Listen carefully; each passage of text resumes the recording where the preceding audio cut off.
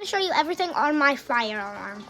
So first, we got the pull station, and after you pull it, and here's the keys to reset it. So put it in there.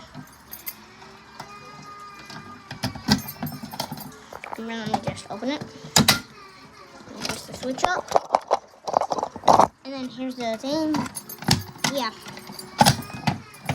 Sorry, I had to cut it, but here's the keys that goes to it. Here are the control panel is after it gets pulled. So let me type in the passcode. Okay, so stop, reset, stop, and silent. There we go. Have a good day. And always remember, God loves you, God bless you, and have a great day.